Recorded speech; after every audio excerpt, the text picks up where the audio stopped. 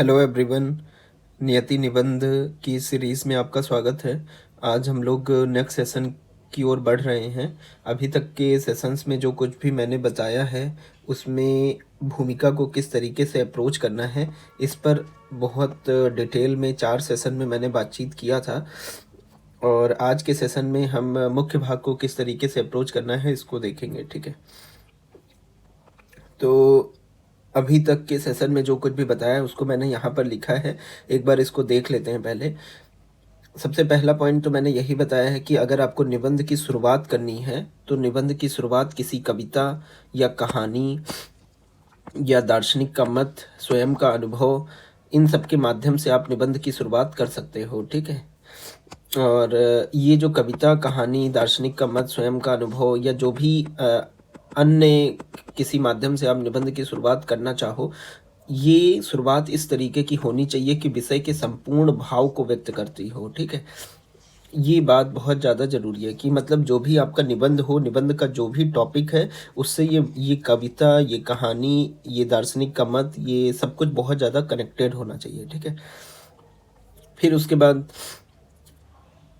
इसमें एक बात ये भी है कि यहाँ पर जैसे आपने कोई कविता कहानी लिखा तो कविता कहानी या स्वयं का अनुभव, दार्शनिक का मत कुछ भी लिखने के उपरांत फिर आपको ये बताना होगा कि इस प्रकार प्रस्तुत कहानी, कविता या जो भी निबंध के विषय से संबद्ध है, मतलब रिलेटेबल दिखाना होगा कि संपूर्ण भाव व्यक्त करती है। लेकिन ऐसा नहीं है कि जैसे कुछ स्टूडेंट अक्सर ऐसा करते हैं कि उन्होंने जैसे कोई कविता लिखी या कोई कहानी लिखी, फिर लिख करके वो चले गए, मतलब उसको रिलेट नहीं किया कि ये कहानी जो है ये किस तरीके से जो निबंध का टॉपिक एग्जामिनर ने दे रखा है उससे किस तरीके से रिलेटेड है।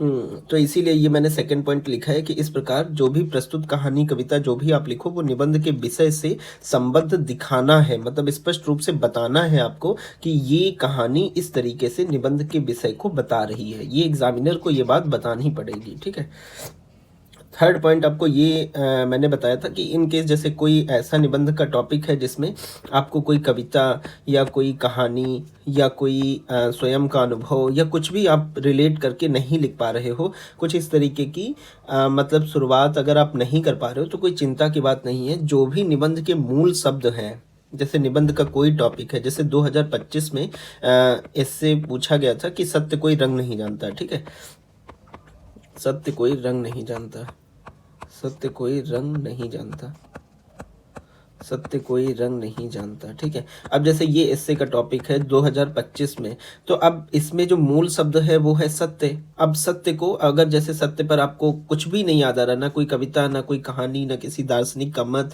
ना कोई ऐसी स्वयं का अनुभव, ना कुछ भी, ना कोई ऐसा संवाद, कुछ भी नहीं आपको याद आ रहा है, तो बस आपको क्या करना है कि जो ये सत्य शब्द है इसको ही बस डिफाइन कर देना है। ठीक है, और इसी से निबंध की शुरुआत कर सकते हो। ठीक है, और ये भी एक बहुत अच्छा अप्रोच है निबंध की शुरुआत करने का। ठीक है, अब जैसे फिर मैंने फोर्थ पॉइंट में बताया कि जैसे कोई मेटाफर है, कोई रूपक है, तो रूपकों को निबंध की भूमिका में जरूर आपको परिभाषित करना है। ठीक है, रूपक का मतलब होता है कि प्रस्तुत अर्थ के अलावा कुछ अन्य अर्थ भी हो, कुछ अन्य अर्थ हो जहाँ पर, उसी को रूपक कहते हैं। ठीक है, अब सत्य कोई रंग नहीं जानता तो मतलब ऐसा तो है नहीं यहाँ पर कि सत्य नाम का कोई व्यक्ति है जिसको कलर ब्लाइंडनेस हो गया है और उसको तो वो रंग पहचान नहीं पा रहा है, ऐसा कुछ तो है नहीं। तो यहाँ पे रंग नहीं जानता है तो रंग शब्द का जो एक्चुअल अर्थ है, जो अप्रस्तुत अर्थ है, वो आपको भूमिका में जरूर बताना होगा एग्जामिनर को कि रंग का तात्पर्य यहाँ जाति से है, रंग का तात्पर्य यहाँ पर धर्म से है, रंग का तात्पर्य यहाँ पर वेशभूषा से है, वेशभूषा से है, रंग का तात्पर्य यहाँ पर लिंग से है। ठीक है, रंग और जो भी रंग के मायने हो वो सब मतलब बहुत तरीके के रंग के अर्थ यहाँ पर एग्जामिनर को बताना है कि ये रंग का मतलब क्या है। ठीक है, और फिर उसके बाद टॉपिक से रिलेट करना है कि सत्य इस तरीके से कह सकते हैं कि सत्य कोई रंग नहीं जानता, जो कि इस बात की ओर इशारा करता है कि सत्य नग्न होता है, सत्य वह ऊर्जा है जो एकल होती है, सत्य को किसी वैसाखी की जरूरत नहीं होती है। तो इस तरीके से एग्जामिनर के सामने पहले अपने विषय को ही पूरी तरीके से स्थापित करना होता है। ठीक है, कि सत्य कोई रंग नहीं जानता, तो मूल शब्द को डिफाइन कर देना है। मूल शब्द को डिफाइन करने के बाद ये जो मेटाफर है, रंग जो मेटाफर है, तो ये रंग को आपको भूमिका में बताना होगा कि रंग शब्द का तात्पर्य क्या है। कि सत्य ना तो जाति को जानता है, न धर्म को जानता है, न वेशभूषा को जानता है, न लिंग को जानता है। सत्य कोई रंग नहीं जानता, तो रंग शब्द का मतलब जरूर एक भूमिका में बताना पड़ेगा। ठीक है,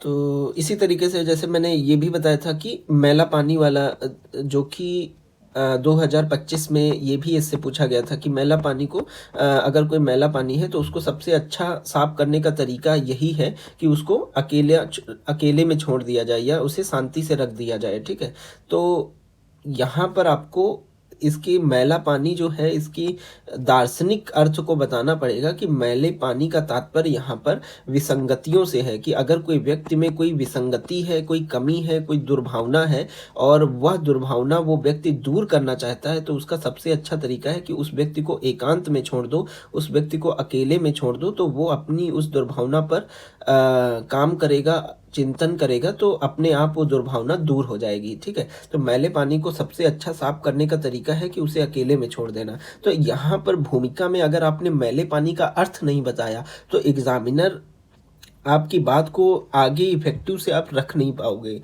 एग्जामिनर तक उतने अच्छे से कनेक्ट नहीं हो पाओगे। तो मैं वही आपको कहना चाह रहा हूँ कि भूमिका में आपको मूल शब्दों को परिभाषित करना या कोई मेटाफर हो उसको परिभाषित करना बहुत अनिवार्य है। ठीक है, तो होपफुली ये अप्रोच आपको समझ में आ रहा होगा। और इस तरीके से जब आपकी बात भूमिका की पूरी हो जाए, जब आपको लगे कि अब विषय पूरी तरीके से स्थापित हो गया है, तब फिर आपको इस तरीके की कुछ लाइन लिखनी पड़ेगी कि इस प्रकार निबंध के परिचय के उपरांत मुख्य भाग में कुछ प्रमुख आयामों को देखा जा सकता है, या इस प्रकार निबंध के विषय को परिभाषित या निबंध के विषय को पूरी तरह स्पष्ट करने के उपरांत निबंध के मुख्य भाग में कुछ प्रमुख आयामों पर विचार किया जा सकता है। कुछ इस तरीके की शुरुआत आप मतलब भूमिका के बाद मुख्य भाग की शुरुआत करने के लिए एग्जामिनर को इस तरीके का कुछ इंडिकेशन दे सकते हो। ठीक है, अब यहाँ पर एक बात आपको बतानी बहुत ज़्यादा ज़रूरी है कि उदाहरण और आयाम में क्या अंतर होता है। ठीक है, एक चीज़ होती है उदाहरण और एक चीज़ होती है आयाम। ठीक है, ये मैंने फर्स्ट सेशन में भी वैसे आपको बताया था, अब आज भी बता दे रहा हूँ। उदाहरण का मतलब होता है कि जैसे मैं आपसे कहूँ कि जैसे एक बात ले लेते हैं कि हमेशा सत्य बोलना चाहिए। ठीक है, ये एक बात है। ठीक है, हमेशा सत्य बोलना चाहिए, ये एक जैसे निबंध का टॉपिक है।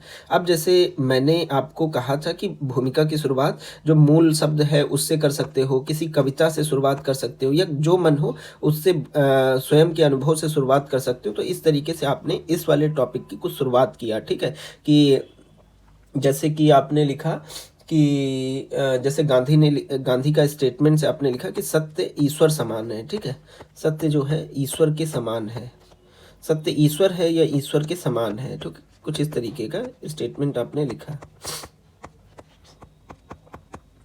ठीक है, अब जैसे इससे आपने फिर उसके बाद इससे रिलेट किया कि हाँ, चूंकि सत्य ईश्वरी शक्ति के रूप में है, सत्य शाश्वत होता है, सत्य वो आत्मिक शुद्धता का वो मार्ग प्रशस्त करता है, इसलिए हमेशा सत्य बोलना चाहिए। कुछ इस तरीके से आपने कुछ गांधी के स्टेटमेंट से कुछ और निबंध के विषय को स्थापित करने से संबंधित कुछ लाइनें भूमिका में लिखी। ठीक है, इस तरीके से कोई भी शुरुआत आपने किया। ठीक है, अब जैसे इसी बात को कि हमेशा सत्य बोलना चाहिए, इसी बात को आपने क्या किया कि ऐतिहासिक स्तर पर बताने लगे। ऐतिहासिक स्तर पर आपने बताना चालू किया इसी बात को आपने सामाजिक स्तर पर बताना चालू किया, इसी बात को सांस्कृतिक स्तर पर बताना चालू किया, इसी बात को भौगोलिक स्तर पर आपने बताना चालू किया, इसी बात को आर्थिक स्तर पर आपने बताना चालू किया, इसी बात को नैतिकता के स्तर पर आपने बताना स्टार्ट किया, इसी बात को वैज्ञानिक दृष्टिकोण से समझाने को लेकर के आपने अपनी बात रखना चालू किया। तो इस तरीके से विभिन्न तरीके से आपने विभिन्न उदाहरणों के माध्यम से आपने सिद्ध किया कि इतिहास के पन्ने पलटने पर देखें तो महाराजा हरिश्चंद्र, सत्यवादी हरिश्चंद्र का एग्जाम्पल देखने को मिलता है, जो जो सत्य के बल पर जिन्होंने ईश्वर को प्राप्त कर लिया और अपने मार्ग से नहीं टिके, आज भी उनका नाम लिया जाता है, ऐसा कुछ करके।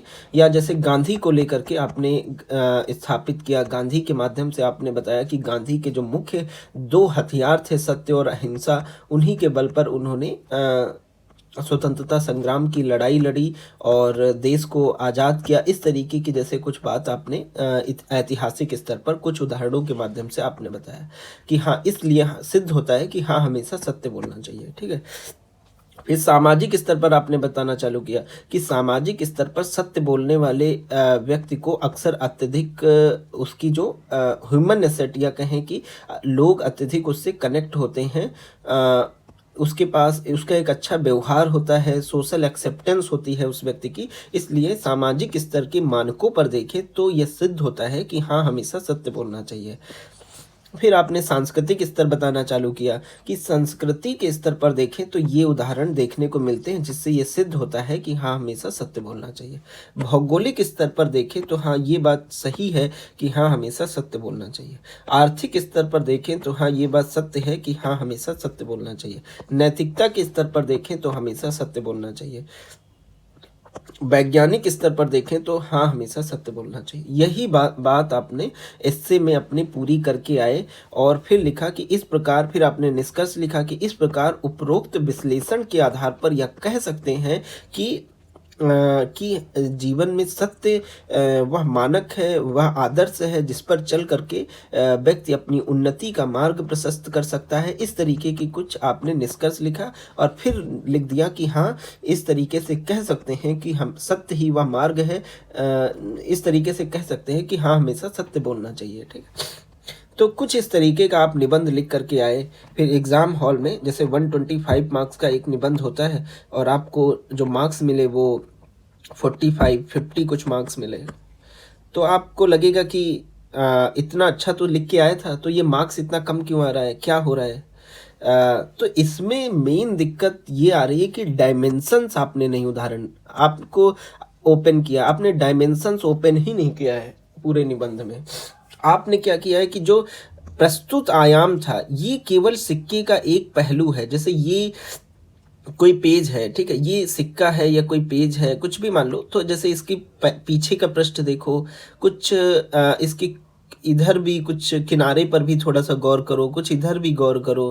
तो ऐसा कुछ आपको ध्यान देना पड़ेगा कि ये टॉपिक जो है, ये टॉपिक को आपने डिफाइन, इस टॉपिक का आपने एनालिसिस नहीं किया है। इस टॉपिक को बस एग्जामिनर की हाँ में हाँ मिला के चले आए हो कि हाँ, हमेशा सत्य बोलना चाहिए, सत्य नहीं बोलोगे तो मिट जाओगे। और ऐसा कुछ आपने ऐतिहासिक स्तर पे, सामाजिक स्तर पे, सांस्कृतिक स्तर पे, भौगोलिक स्तर पे, आर्थिक स्तर पे, नैतिकता के स्तर पे, वैज्ञानिक स्तर पे और बहुत सारे स्तरों पर इस बात को आपने सिद्ध कर दिया कि हाँ, हमेशा सत्य बोलना चाहिए। तो यहाँ पे आप जो काम कर रहे हो वो ये काम कर रहे हो कि केवल इसी बात को जस्टिफाई कर रहे हो, इसी बात का एनालिसिस कर रहे हो, इसी बात का विश्लेषण, मतलब इसी बात का एनालिसिस नहीं, इसी बात को बस केवल प्रूफ कर रहे हो कि हाँ, हमेशा सत्य बोलना चाहिए। ठीक है।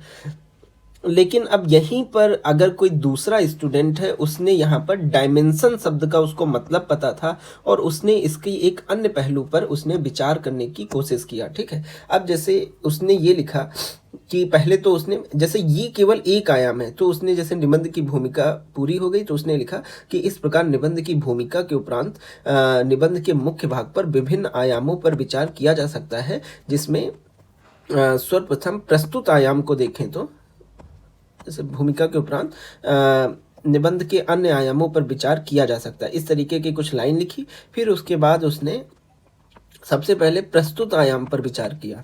अब प्रस्तुत आयाम का मतलब कि यही कि हाँ, हमेशा सत्य बोलना चाहिए। ठीक है। तो इसी पर उसने प्रस्तुत आयाम का मतलब कि जो निबंध का टॉपिक जो एग्जामिनर ने आपके सामने रखा है उसी पर पहले बातचीत करना है आपको। ठीक है, कि हाँ, हमेशा सत्य बोलना चाहिए। तो ये एग्जामिनर केवल एक डायमेंशन रखा है और उसी को प्रस्तुत आयाम हम लोग बोल रहे हैं। ठीक है। और इसी को आपने बहुत सारे उदाहरणों के माध्यम से आपने सिद्ध किया कि हमेशा सत्य बोलना चाहिए। ठीक है।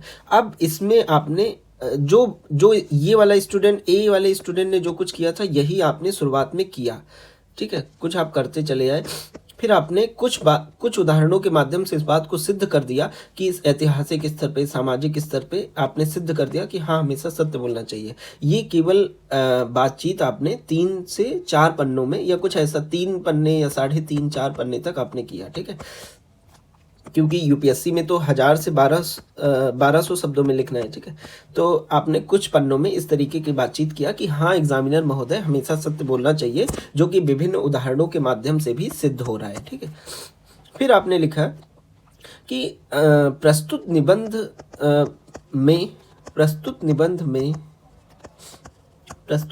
में यह विचार करना भी अत्यंत आवश्यक है। प्रस्तुत निबंध में यह विचार करना भी अत्यंत आवश्यक है। यह विचार करना भी अत्यंत आवश्यक है कि सत्य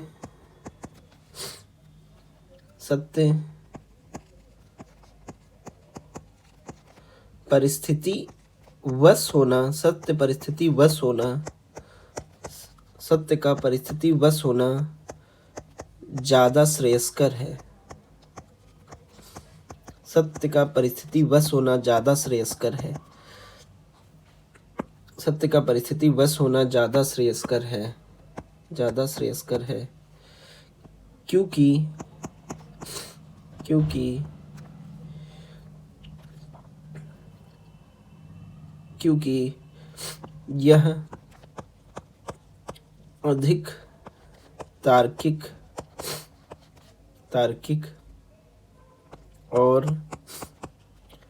यह अधिक तार्किक और प्रगतिशील क्योंकि यह अधिक तार्किक और प्रगतिशील उपस्थिति को दर्ज करता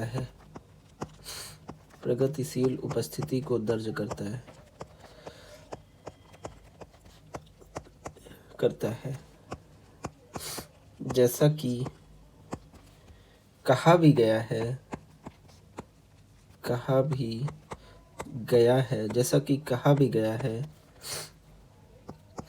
सत्यम ब्रुवात प्रियम ब्रुवात। जैसे ये श्लोक कि सत्य बोलो लेकिन प्रिय बोलो, तो वो परिस्थिति वश आपको बोलना है। अब जैसे ये एक नया डायमेंशन हुआ कि कभी कभी सत्य बोलना मतलब सत्य परिस्थिति वश बोलना है, मतलब सत्य बोलो लेकिन प्रिय बोलो, कड़वा सत्य मत बोलो। ये बात कि हमेशा सत्य ये एक चीज हो गई कि आपने एग्जामिनर के सामने एक नई बात रखी, नए सिरे से आपने बातचीत चालू किया। और ये सेकंड डायमेंशन, इसको बोलते हैं डायमेंशन रखना। ये एक डायमेंशन था कि हमेशा सत्य बोलना चाहिए। ये दूसरा डायमेंशन है कि सत्य बोलो लेकिन अप्रिय सत्य मत बोलो, सत्य हमेशा प्रिय होना चाहिए। सत्यम ब्रुवात प्रियम ब्रुवात वाला वो श्लोक के माध्यम से आप इस बात को सिद्ध कर सकते हो कि हमेशा सत्य बोलना, लेकिन सत्य जो होना, अगर अप्रिय सत्य है तो मत बोलो। ये आपने बताया कि अगर किसी को कुछ खराब लग रहा है, कोई रंग से काला या कुछ इस तरीके का, जो भारतीयों की जो मानसिकता रही है कि जैसे इस तरीके की वर्ण भेद, मतलब इस तरीके का, जैसे हमारे यहाँ पर है कि गोरा साफ चेहरा, इस तरीके का उसको ज़्यादा मान्यता है। तो जैसे कोई एक बात बताया, जो सामाजिक परंपराएं हैं कि अगर कोई व्यक्ति का रंग इस तरीके का है तो उस पर किसी ने कुछ कमेंट किया, ठीक है, तो वो हो सकता है कि उसको अच्छा ना लगे, ठीक है।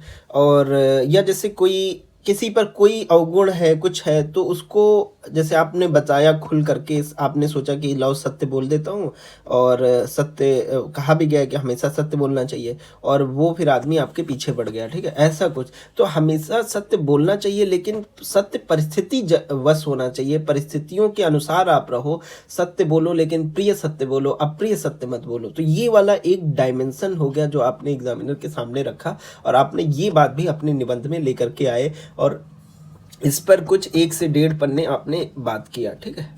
अब इसमें थर्ड डायमेंशन ये भी लिख सकते हो कि यहाँ पर जैसे कुछ इस तरीके की कनेक्टिंग वर्ड, यहाँ पर निबंध के विषय, यहाँ पर निबंध के विषय को यदि, यहाँ पर निबंध के विषय को यदि यदि और यदि यहाँ पर निबंध के विषय को यदि और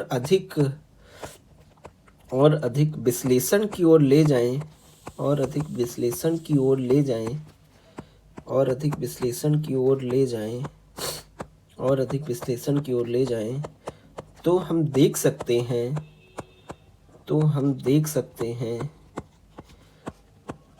देख सकते हैं कि यह कहना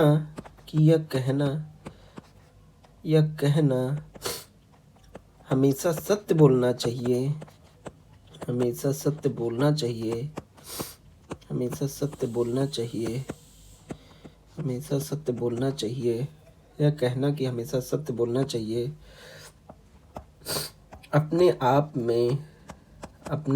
में पूर्ण तार्किक वाक्य प्रतीत नहीं होता है, पूर्ण तार्किक वाक्य प्रतीत नहीं होता है, नहीं होता है, नहीं होता है।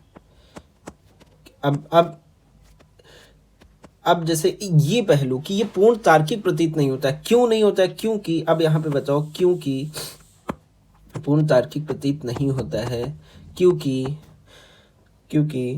अब जैसे इसे, क्योंकि, या फिर ये लिख सकते हो क्योंकि इसके विभिन्न पूर्ण तार्किक प्रतीत नहीं होता है, इसे विभिन्न उदाहरणों से समझ सकते हैं, कुछ इस तरीके का कुछ बता सकते हैं, इसे विभिन्न उदाहरणों के माध्यम से समझा जा सकता है। ठीक है, अब क्यों पूर्ण तार्किक प्रतीत नहीं होता है वो बताओ कि पहली बात या पहले उदाहरण यह नजर आता है कि यदि कोई व्यक्ति, कोई ऑफिसर है, मतलब कोई जैसे सपोज दैट आप कोई सरकारी विभाग में हो जिसमें आपका काम है कि जो सरकार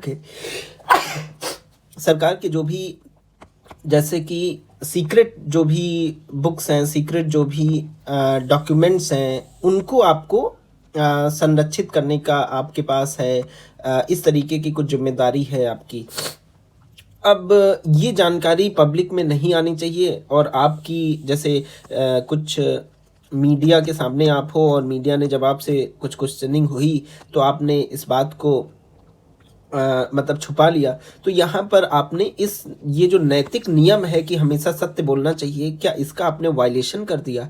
क्या आप अब अपराध बोध से ग्रसित हो जाओगे कि मैंने जो ये सीक्रेट जानकारी थी, ये जो गुप्त जानकारी थी, इसको मैंने पब्लिक क्यों नहीं रखा, और जबकि कहा तो गया है कि हमेशा सत्य बोलना चाहिए। तो इस उदाहरण के माध्यम से आप बता सकते हो कि कभी कभी दायित्व तो बस अक्सर ऐसा हो सकता है कि सत्य बोलने से भी अधिक कोई मानक अगर टकराए, कि सत्य बोलना एक मानक अवश्य है, एक नैतिक मानक अवश्य है, लेकिन एक नैतिक मानक ये भी है देशभक्ति, राष्ट्रभक्ति। तो अगर इस तरीके का कोई मानक इस सत्य बोलने वाले मानक से टकराता है, कोई बड़ा मानक अगर इससे टकराता है, तो हमें इस बड़े मानक की ओर अग्रसर होना चाहिए।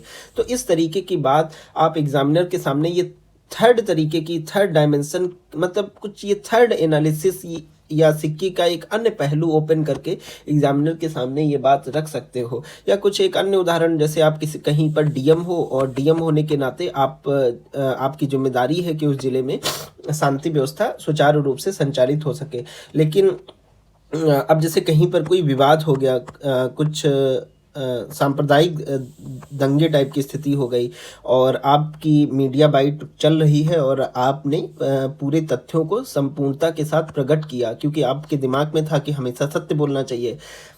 लेकिन अब ये तथ्य जब पूरी सच्चाई के साथ जब समाज के सामने आए, तो ये सच्चाई जो है अत्यंत घातक सिद्ध हुई, और क्योंकि लोगों को लगा कि अच्छा, पहले तो उनको तथ्यों से उतना अवेयर ही नहीं था, अब आपने उन तथ्यों को लोगों के सामने रख करके इस बात की प्रामाणिकता दे दी कि हाँ, ये कुछ हुआ था, ऐसा कुछ हुआ था। जैसे बहुत कम लोग जानते थे, अब बहुत सारे लोग जान गए, तो जो केवल इस क्षेत्र में दंगा हो रहा था, वो और भी जगह पर दंगे जैसी स्थिति हो गई।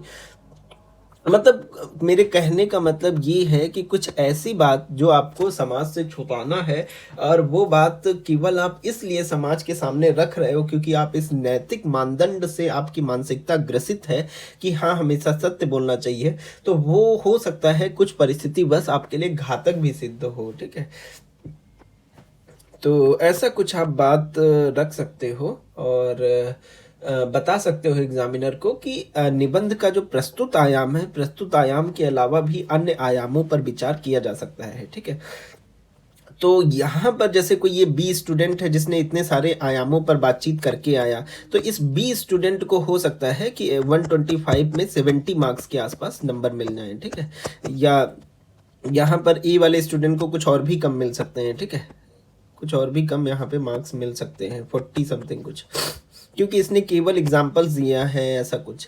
तो मुझे लगता है कि निबंध में जो आपके मार्क्स मिलते हैं वो डायमेंशन के मिलते हैं, ना कि उदाहरण के मिलते हैं। इस बात को आपको दिमाग में बिठाना है और मुख्य भाग में इसी बात को आपको बराबर जानते रहना है कि अब ऐसा नहीं है कि आपने जैसे कोई आयाम ओपन किया फिर उसके बाद उदाहरण ही नहीं दे रहे हो। आयाम ओपन करो, फिर उसको बहुत सारे उदाहरणों के माध्यम से उस आयाम को सिद्ध करो। आयाम ओपन करो, फिर उसको बहुत सारे उदाहरणों के माध्यम से उस आयाम को सिद्ध करो। ठीक है, ये काम करना होता है। ठीक है, तो होपफुली मैं जो बात समझाने का प्रयास कर रहा हूँ वो बात आपको समझ में आ रही होगी। और अब जैसे यहाँ पे जैसे कि ये निबंध का एक टॉपिक है कि संतोष स्वाभाविक संपत्ति है और विलासिता कृत्रिम निर्धनता है। ठीक है, ये 2025 में पूछा गया इससे है। ठीक है, कि संतोष जो है वो स्वाभाविक संपत्ति है और विलासिता जो है वो कृत्रिम निर्धनता है। ठीक है, तो ये वाला जैसे इससे आप अटेम्प्ट कर रहे हो। ठीक है, तो इसमें मैंने आपको बताया था कि जैसे किसी कविता, कहानी या स्वयं के अनुभव से निबंध की शुरुआत कर सकते हो। तो जैसे किसी को श्लोक याद था कि संतोषम परम सुखम, ठीक है, इस तरीके का, या जैसे कुछ अन्य श्लोक याद था तो, या अन्य कोई कहानी याद थी कि उसके माध्यम से उसने निबंध की शुरुआत किया और शुरुआत करने के उपरांत उसने स्पष्ट रूप से लिखा कि इस प्रकार प्रस्तुत कहानी या प्रस्तुत कविता या प्रस्तुत स्वयं के अनुभव के आधार पर यह कहा जा सकता है कि संतोष स्वाभाविक संपत्ति है और विलासिता कृत्रिम निर्धनता है। ठीक है, क्योंकि मैंने बताया कि जो भी कविता, कहानी या स्वयं का अनुभव जो भी आप यहाँ पर लिखो वो निबंध के विषय को पूरी तरीके से परिभाषित करे, ये बात का आपको ध्यान रखना है। ठीक है, फिर आप जब निबंध के मुख्य भाग में जब आगे बढ़े हैं तो आपने नहीं, फिर आपने जब भूमिका में जब आप आगे बढ़े तो आपने जो इसके मूल शब्द थे संतोष और विलासिता, उन शब्दों का मतलब आपने समझा दिया कि एग्जामिनर महोदय, मैंने पहले तो विषय को कहानी, कविता के माध्यम से स्ट्रॉन्ग शुरुआत कर दी और ये कविता और कहानी जो है ये विषय को पूरी तरीके से परिभाषित करती है। फिर मैंने मूल शब्द को देखो परिभाषित कर रहा हूँ, और जिससे मैं ये इसलिए कर रहा हूँ कि आपको अच्छे से बात समझ आए एग्जामिनर महोदय। आपने संतोष को अच्छे, जो इसके कीवर्ड थे मैंने आपको समझाया ही था कि संतोष को परिभाषित करो और जो विलासिता को परिभाषित करो। क्यों? क्योंकि ये इसके मूल शब्द हैं, कीवर्ड है। संतोष स्वाभाविक संपत्ति है और विलासिता कृत्रिम निर्धनता है। तो इसमें संतोष कीवर्ड है और इसमें इसमें सब वाक्य में विलासिता कृत्रिम निर्धनता है। तो विलासिता और संतोष को आपको डिफाइन करना है, जो कि मूल शब्द हैं। ठीक है, फिर डिफाइन किया, फिर डिफाइन करने के उपरांत फिर आपने जैसे इस बात से रिलेट कर दिया कि हाँ, संतोष स्वाभाविक संपत्ति है और विलासिता कृत्रिम निर्धनता है। ठीक है, फिर आपने ऐसा कुछ किया और ऐसा कुछ करने के उपरांत फिर आपने यहाँ पर एक लाइन लिखी कि इस प्रकार निबंध के विषय को पूरी तरह से परिभाषित करने के उपरांत निबंध के मुख्य भाग में विभिन्न आयामों पर विचार किया जा सकता है। ठीक है, यहाँ पर यही लाइन लिखी जाती है। ठीक है, कि मुख्य भाग में विभिन्न आयामों पर विचार किया जा सकता है। तो पहला आयाम कौन सा होगा? पहला आयाम होगा जो कि प्रस्तुत आयाम है।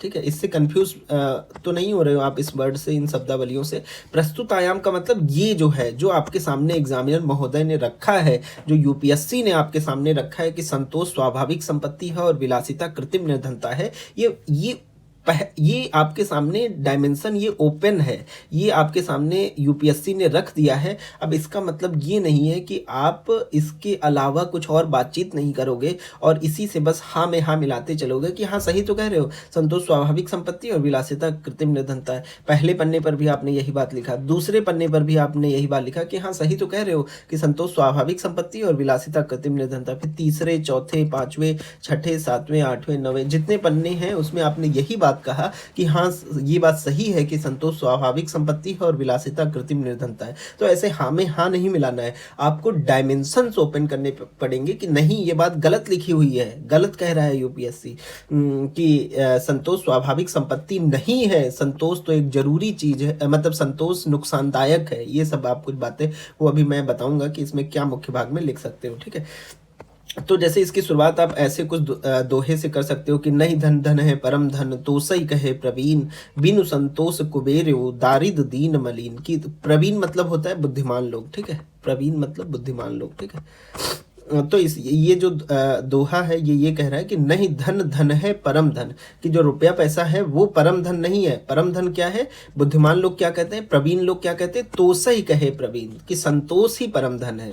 नहीं धन धन है परम धन, तो सही कहे प्रवीण, बिनु संतोष कुबेरु, कि कुबेरु मतलब कुबेर, कि कुबेर भी संतोष के बिना दारिद है, दीन है और मलिन है। बिनु संतोष कुबेरु दारिद दीन मलिन, कि संतोष के बिना जो कुबेर भी है वो दारिद्र है, दीन है, मलिन है, ठीक है। नहीं धन धन है परम धन, तो सही कहे प्रवीण, बिनु संतोष कुबेर दारिद दीन मलिन, कि कुबेर भी संतोष के बिना जो है दरिद्र है, दीन है, मलिन है। तो इस प्रकार कह सकते हैं कि संतोष स्वाभाविक संपत्ति है। और इसी तरीके से फिर कुछ अपनी बात को और आगे बढ़ाते हुए आप ये भी इसका जो उपवाक्य है कि विलासिता कृत्रिम निर्धनता है, इस बात को भी रिलेट कर देना है, ठीक है। इस प्रकार कह सकते हैं कि संतोष स्वाभाविक संपत्ति और विलासिता कृत्रिम निर्धनता है, ठीक है।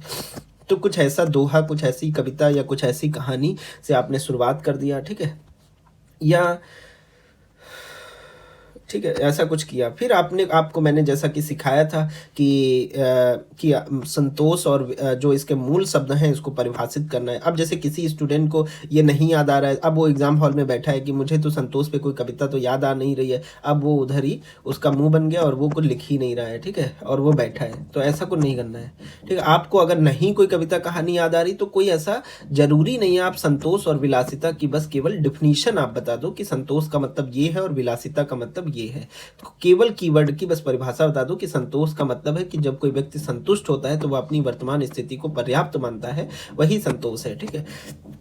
संतुष्ट व्यक्ति मानसिक रूप से धनी होता है। और विलासिता जो होती है वो एक चाहत की तरीके से है जो हमेशा निरंतर कमी की भावना को पैदा करता है, ठीक है। और विलासिता पूर्ण वस्तु का मतलब होता है कि और बेहतर हो, और अधिक महंगी वस्तु हो, ऐसी कुछ चाहत। और यह चक्र कभी खत्म नहीं होता है। आज आपके पास हो सकता है कि आप साइकिल से चल रहे हो, कल 2 व्हीलर, फिर 4 व्हीलर, फिर इस तरीके से फिर छोटी गाड़ी, बड़ी गाड़ी ले लिए आप, ऐसा कुछ। तो ये चक्र कभी खत्म नहीं होता है। तो विलासिता कृत्रिम निर्धनता है और संतोष स्वाभाविक संपत्ति है। तो ये इस बात को केवल इसके कीवर्ड को डिफाइन करके इस बात को सिद्ध कर सकते हो भूमिका में कि हाँ सही कह रहे हो कि संतोष स्वाभाविक संपत्ति है और विलासिता कृत्रिम निर्धनता है, ठीक है। तो इस तरीके से एग्जामिनर के सामने अपनी बात को रख देना है निबंध की भूमिका में। और जब इतनी बातचीत हो जाए तब फिर पहली बात तो यही सिद्ध करना है कि इस प्रकार निबंध की भूमिका के उपरांत निबंध के प्रस्तुत आयाम को विभिन्न उदाहरणों से समझा जा सकता है, ठीक है। आयाम ओपन करने में आपको ध्यान रखना है कि सबसे पहले प्रस्तुत आयाम पर ही आपको विचार करना है कि हाँ ये प्रस्तुत आयाम, ठीक है। ये शब्द, ये जो बात मैं कह रहा हूँ वो उसका मतलब आप समझ पा रहे होंगे कि ये केवल सिक्के का एक पहलू है कि हाँ ये बात सही है कि संतोष स्वाभाविक संपत्ति है, क्योंकि संतोष करने से सामाजिक स्तर पर देखें तो संतोषी व्यक्ति हमेशा प्रसन्न होता है, संतोषी व्यक्ति अधिक खुशहाली होता है, अधिक शांति प्रिय उसका जीवन होता है। इस तरीके संतोष अगर मानसिक भी स्तर पर देखें तो संतोषी व्यक्ति जो होता है वो उसके मन के स्तर पर भी शांति रहती है और मतलब खुशहाली की जैसी स्थिति रहती है। कुछ इस तरीके से आपने बहुत सारे उदाहरणों की, संतोष जो है मानसिक शांति लाता है, विलासिता संतोष का चक्र लाता है, संतोष जो है वो वित्तीय स्वतंत्रता लाता है कि आपके पास जैसे संतोष है तो आपने क्या किया कि अपने पैसों को बचा लिया, ठीक है। तो आप पैसे होंगे तो कभी जरूरत पड़ी तो उसको खर्च भी कर दिए। अब संतोष नहीं था, विलासिता थी आपके जीवन में, तो आपके पास पैसे थे, आपने उसका खूब उड़ाया, इधर से उधर अपव्यय किया, और फिर आपने किसी से लोन लिया और लोन लेकर के भी आपने उसको उड़ा दिया। तो संतोष वित्तीय स्वतंत्रता लाता है और विलासिता ऋण का जाल है, ठीक है। इस प्रकार कह सकते हैं कि संतोष स्वाभाविक संपत्ति है और विलासिता कृत्रिम निर्धनता है। संतोष सामाजिक सद्भाव और स्थिरता को बढ़ावा देता है और विलासिता असमानता और प्रदूषण को लाता है। चूंकि विलासिता होगी तो आपने बड़ी गाड़ी ले आई और किसी के पास छोटी गाड़ी है तो असमानता और प्रदूषण भी लेकर के आता है, ठीक है। क्योंकि आप विलासिता के चलते ही जैसे चीज़ें आज दिल्ली की क्या स्थिति हो रखी है वो सब हम समझ सकते हैं, ठीक है। संतोष सदाचार लाता है और विलासिता नैतिक रूप से गिरावट लाती है, ठीक है। तो इस प्रकार बहुत सारे उदाहरणों के माध्यम से ये बात आप सिद्ध कर सकते हो कि हाँ, ये बात सही है कि संतोष स्वाभाविक संपत्ति है और विलासिता कृत्रिम निर्धनता है, ठीक है। अब यही सब बातें आपने 3 से 4 पन्ने में किया, ठीक है। फिर आपने एग्जामिनर को वहीं पर रोका कि रुको रुको, ऐसा नहीं है कि ये बात सही कह रहे हो तुम, ये बात गलत कह रहे हो। संतोष स्वाभाविक संपत्ति नहीं है और विलासिता कृत्रिम निर्धनता नहीं है। क्यों ये उल्लू बना रहे हो? ये बात क्यों गलत है? ये बात कि प्रस्तुत निबंध का विषय अपने आप में पूर्ण अर्थ को समेटता हुआ नहीं नजर आता है, क्योंकि ये कहना कि संतोष स्वाभाविक संपत्ति है ये अपने आप में अपूर्ण है, ये अपने आप में अपूर्णता को धारण करता है। क्योंकि कभी कभी ऐसा होता है कि संतोष होना अपने आप में रचनात्मकता या सृजन में कमी करता है। कि संतोष कि मतलब अगर किसी के अंदर जैसे संतोष है तो संतोष उसकी सृजनात्मकता को कम कर सकता है, उसकी रचनात्मकता को कम कर सकता है। ये बात आप एग्जामिनर के सामने रखो तो एग्जामिनर बहुत खुश होगा कि देखो इसको इस तरीके से भी स्टूडेंट सोच रहा है कि रचनात्मकता और उसकी जो सृजन शक्ति है उसको कम करता है संतोष। कि आपने जैसे सपोज दैट कि अगर जो पेटीएम के फाउंडर हैं, ठीक है, पेटीएम के फाउंडर अगर वो या जैसे कि कोई भी जो कि जो ये सब हो रहा है, डिजिटल लेन देन हो रहा है, तो डिजिटल लेन देन में अगर नकदी के माध्यम से ही लेन देन से अगर हम संतुष्ट होते तो हो सकता है कि आज जो डिजिटल मार्केटिंग है, जो डिजिटल लेन देन है वो उतना नहीं होता। डिजिटल लेन देन आता ही नहीं अगर हम नकदी के लेन देन से संतुष्ट होते। तो संतोष स्वाभाविक संपत्ति कभी कभी मतलब संतोष स्वाभाविक संपत्ति है ये अपने आप में कहना पूर्ण तार्किक नहीं है, क्योंकि कभी कभी ऐसा भी होता है कि संतोष के चलते रचनात्मकता एवं सृजनशीलता पर भी असर पड़ता है, ठीक है। या जैसे आप ये कह सकते हो कि जैसे फ्लिपकार्ट, जैसे बंसल ब्रदर्स जो थे वो फ्लिपकार्ट लेकर के आए, ठीक है। तो जैसे कि फ्लिपकार्ट आया तो क्या हुआ कि अब ऑनलाइन खरीदारी ये सब चालू हो गई। तो अगर लोग वही मार्केट में जा करके सामान को खरीदते ये सब, तो वो सब भी चल ही रहा था, लेकिन एक विचार की उपज थी, एक असंतोष था कि घर बैठे ही चीज़ें आ जाएं, ऐसा कुछ। तो वो संतोष हमेशा रचनात्मकता और सृजनशीलता को मतलब संतोष स्वाभाविक संपत्ति है, किंतु कहीं ना कहीं ये भी होता है कि संतोष के चलते रचनात्मकता और सृजनशीलता कमजोर पड़ जाती है। तो ये बात भी एग्जामिनर के सामने आप रख सकते हो, ठीक है। जैसे अगर हम संतोष करते तो हो सकता है कि आज पहिए का आविष्कार होता, फिर पहिए का आविष्कार ही होकर के रह जाता, उसके बाद और कुछ होता ही नहीं। तो संतोष स्वाभाविक संपत्ति है, लेकिन संतोष इस बात को भी कम करता है। मतलब ये बात आप एग्जामिनर के सामने ये दूसरा डायमेंशन ओपन करके रख सकते हो, ठीक है। अब जैसे विलासिता कृत्रिम निर्धनता है, इसमें लिखा हुआ है कि लग्जरी इज आर्टिफिशियल पुअर्टी। तो ये भी अपने आप में पूर्ण वाक्य नहीं है। अब ये थर्ड डायमेंशन भी एग्जामिनर के सामने आप रख सकते हो कि एग्जामिनर महोदय जो आप ये बता रहे हो कि विलासिता कृत्रिम निर्धनता है, ये भी अपने आप में पूर्ण वाक्य नहीं है। क्यों? क्योंकि विलासिता कभी कभी जरूरी होती है। जैसे आप जैसे ग्राफिक डिजाइनर का आप कुछ कर रहे हो, ठीक है, ग्राफिक डिजाइनर से संबंधित कुछ है आपका काम, ठीक है। अब जैसे ग्राफिक डिजाइनिंग से संबंधित है, अब उसमें क्या हुआ, आपके पास बड़े बड़े कंप्यूटर, बहुत बड़े सॉफ्टवेयर सिस्टम सब ये सब है। तो अब कोई कमेंट कर सकता है कि ये क्या ज़रूरत है इतना हाई सेटअप करने का। तो आपको लगेगा कि ये मेरा काम है, मेरा काम इसी से हो रहा है। अब ये कोई कहे कि नहीं ये तो लग्जीरियस है, ऐसा कुछ कोई कमेंट करे ये तो विलासिता है, तो वो विलासिता नहीं है, विलासिता कृत्रिम निर्धनता है। ये भी अपने आप में पूर्ण वाक्य नहीं है, क्योंकि विलासिता यहाँ पर जरूरी हो गया, मेरा काम ही यही है। तो विलासिता कृत्रिम निर्धनता ना होकर के कभी कभी विलासिता आवश्यकता बन जाती है। जैसे जब इंडिया की कहीं दूसरी जगह ट्रेड होती है, या जैसे कोई आप बड़ी कंपनी के मालिक हो, ठीक है, आप जैसे कोई बड़ी कंपनी आप देख रहे हो, ठीक है, अब जैसे क्या हुआ कि बड़ी कंपनी के आप मालिक हो और बहुत बड़ी ट्रेड डील आपको करना है, ठीक है। अब उस ट्रेड डील में जैसे आप हो और आपसे कोई मिलने आया, तो ऐसा नहीं है कि उसको कहीं पर उस वो ट्रेड डील के लिए आपसे आया है, करोड़ों का आपकी ट्रेड डील होनी है, और आपने इसमें क्या किया, उसको खाने के लिए नहीं पूछा, उसको कॉफ़ी के लिए नहीं पूछा, या उसको कुछ बड़े रेस्टोरेंट में आपने डिनर के लिए ऐसा कुछ नहीं कराया, तो हो सकता है कि कुछ ये सब का भी इम्पैक्ट पड़ता है बिजनेस डील वगैरह में, ठीक है।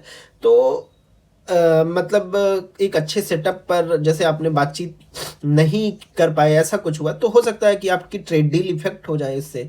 तो विलासिता कृत्रिम निर्धनता है ऐसा कहना उचित नहीं है।